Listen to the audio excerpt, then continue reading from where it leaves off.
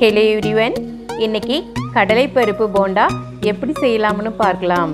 அதற்கு தேவையான பொருட்கள் கடலைப்பருப்பு 100 கிராம்,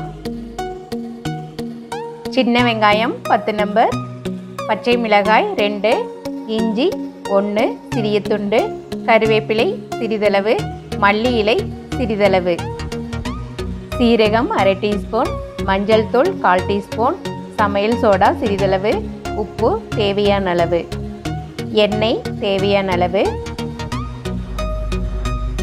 கடலைப்பருப்பு 2 மணி நேரம் ஊற வச்சு எடுத்துருக்கிறேன். இப்போ மிக்ஸி ஜாரில் சேர்த்துக்கலாம்.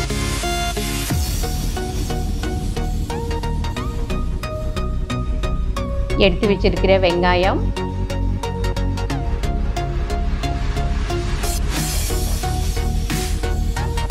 பச்சை மிளகாய், இஞ்சி, மல்லி இலை, கறிவேப்பிலை எல்லாத்தையும் சேர்த்துக்கலாம். சீரகம், சோடா உப்பு, மஞ்சள் தூள், தேவையான அளவு உப்பு, கொஞ்சம் தண்ணி ஊற்றி அரைச்சி எடுத்துகிட்டு வந்துடலாம்.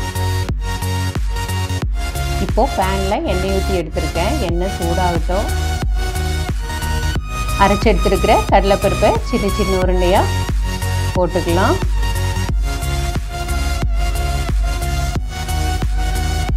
நம்ம எல்லாம் சேர்த்து அரைச்சதுனால டேஸ்ட்டு நல்லாயிருக்கும். ஆனால் போண்டா போடுறதுக்கு முன்னாடி சோடா உப்பு சேர்த்துக்குங்க. நான் வீடியோவுக்கு வேண்டி முன்னாடி காமிச்சேன். இப்போது திருப்பி விட்டுக்கலாம்.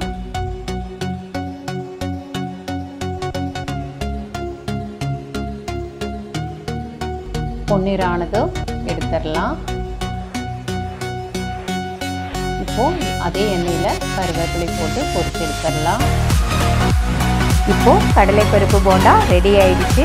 இந்த கடலைப்பருப்பு போண்டாவை ட்ரை பண்ணி பார்த்துட்டு எப்படி இருக்குதுன்னு கமெண்ட் பண்ணுங்கள்.